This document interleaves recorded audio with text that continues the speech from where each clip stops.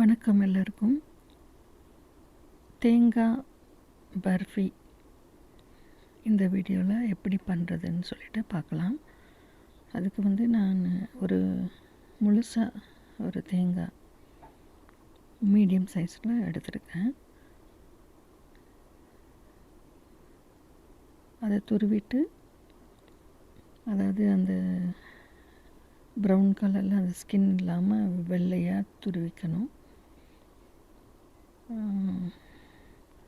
இப்போல்லாம் கீழே உட்காந்து துருவ முடிய மாட்டேங்குது. அதனால் நான் என்ன பண்ணுறதுன்னா, மிக்சியிலையே அடிச்சுக்கிறது. அதாவது ஸ்கின் பீல் பண்ணிவிட்டு மிக்சியில் நம்ம அடித்து எடுத்துட்டோன்னா நல்லா அந்த ஃபைனாக துருவின ஒரு தேங்காய் துருவல் நம்மளுக்கு கிடைக்கும். இது நான் இப்போ இந்த கோகோனட்டு தட்டும்போதே அதோட ஓட்டில் இருந்து நல்லா ஈஸியாக வெளியில் வந்துடுச்சு. ரொம்ப முத்தின தேங்காய் கிடையாது, நல்லா தான் இருந்தது. ஸோ அதை இந்த மாதிரி மிக்சியில் போட்டு நான் ஃபைனாக அடித்து எடுத்துகிட்டு வந்துட்டேன். அந்த துருவுறது அந்த இன்ஸ்ட்ருமெண்ட் இருக்கும் இல்லையா, தேங்காய் துருவி, அதில் அந்த பல் சின்ன சின்ன ஃபைனாக ஒன்று இருக்கும். அதுக்கப்புறம் மீடியம் சைஸில், அப்புறம் பெருசு, அந்த மாதிரி 3 சைஸில் கிடைக்கும்னு நினைக்கிறேன்.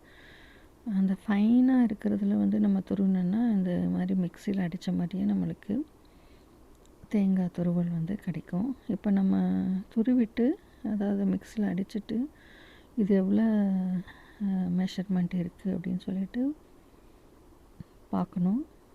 அதுக்கப்புறம் தான் சுகரு அதுக்கு தகுந்த மாதிரி நம்ம எடுத்துக்கணும்.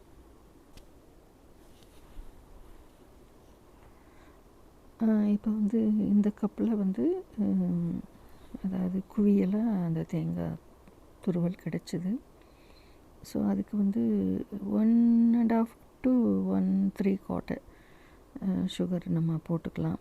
ஈவன் இஃப் யூ வாண்ட், யாருக்காவது 2 சுகர் பிடிக்கும்னா 2 கப்பு கூட போட்டுக்கலாம். ஸோ அது நம்மளோட இஷ்டம். இப்போ நான் 1.75 சுகர் எடுத்துகிட்டு அது மூழ்கிற அளவுக்கு தண்ணி ஊற்றிருக்கேன்.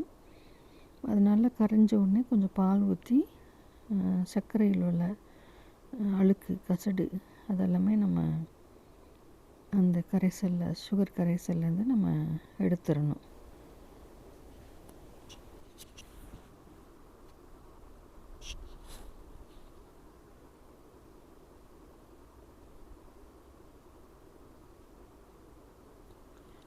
ஸ்டவ் நான் மீடியம் ஃப்ளேமில் வச்சுருக்கேன்.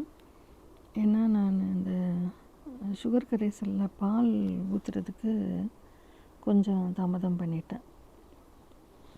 அதனால் பாகு முத்திரக்கூடாதுங்கிறதுக்காக லோ ஃப்ளேமில் வச்சுருக்கேன். அண்டு ஒன்ஸ் இந்த இதெல்லாம் அந்த கசடெல்லாம் எடுத்த பிறகு நம்ம தேங்காய் துருவலை போட்டு கைவிடாமல் கிண்டிகிட்டே வரணும். அண்டு எல்லாமே ரெடியாக இருந்ததுன்னா ஒரு 15 to 20 மினிட்ஸில் நம்ம குயிக்காக இந்த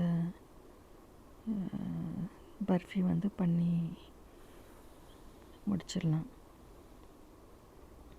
ஸோ இப்போ இந்த கரைசலில் இருக்கிற கழிவு எல்லாமே மெதுவாக எடுத்தாச்சு ஆல்மோஸ்ட். இப்போ இதில் இந்த சைடில் உள்ளதை நான் எடுத்துக்கிறேன்.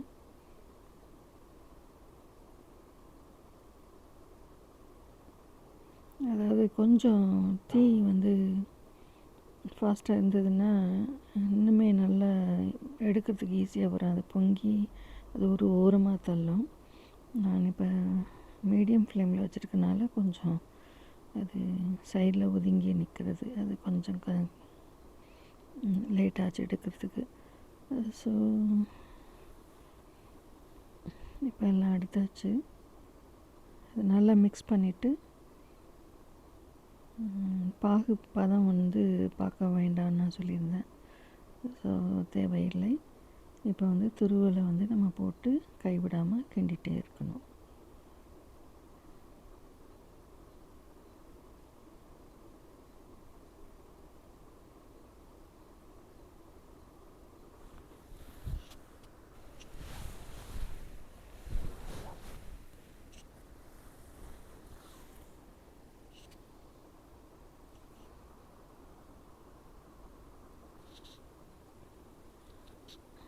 விடாமல் கிண்டணும்.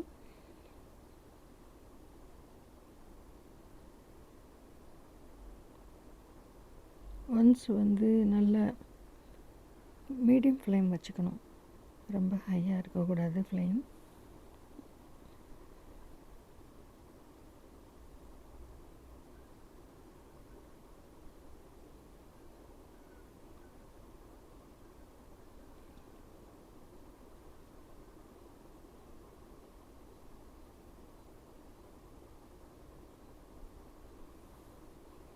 இப்போ இந்த பதம் வந்த உடனே, அதாவது ஏலக்காய் பொடி, கொஞ்சம் கீ, நல்லா பொங்கி நுரைச்சி, அதாவது மைசூர் பாக்கு மாதிரியே தான் இதுவும். ஒரு பொங்கி வரும்போது நம்ம ஏலக்காய் அண்டு கீ வந்து 1.5லேருந்து 2 டேபிள் ஸ்பூன் போட்டு நம்ம நெய் தடவின ட்ரேயில் ட்ராப் பண்ணிட்டோம்னா நம்மளோட பர்ஃபி ரெடி ஆகிடும். இப்போ இதை கட் பண்ணுறது வந்து முதல்ல கொஞ்சம் ஆறின உடனே கட் பண்ணும்போதே முதலையே வந்து டீப்பாக நம்ம கட் பண்ணிக்கணும். இது வந்து என்ன ஆகும்னா, வார்மாக இருக்கு இல்லையா, சுகர் சிரப்பு வந்து மறுபடியும் அதை சேர்ந்துக்கிறதுக்கு வாய்ப்பு இருக்குது. அதனால் கொஞ்சம் ஆறின உடனே நம்ம முதல்ல கட் பண்ண அதே கூட்டில் மறுபடியும் டீப்பாக ஒரு வாட்டி நம்ம கட் பண்ண வேண்டியிருக்கும். ஸோ நம்ம விருப்பப்படி நம்மளுக்கு ஸ்கொயர் டைமண்ட் ஷேப்பில் நம்ம ஷேப் பண்ணிக்கலாம்.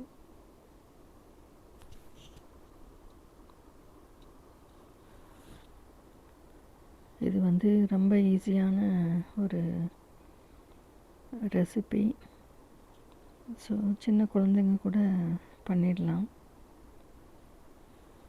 ஸோ நீங்கள் தேங்காய் பர்ஃபி எப்பயுமே பண்ணலைன்னா ட்ரை பண்ணுங்கள். அண்டு வீடியோ பிடிச்சிருந்ததுன்னா லைக் பண்ணிவிட்டு ஷேர் பண்ணுங்கள். என்னோடய சேனலையும் சப்ஸ்கிரைப் பண்ணிக்கோங்க. வீடியோ பார்த்த எல்லாருக்குமே நன்றி, வணக்கம். Thank you so much.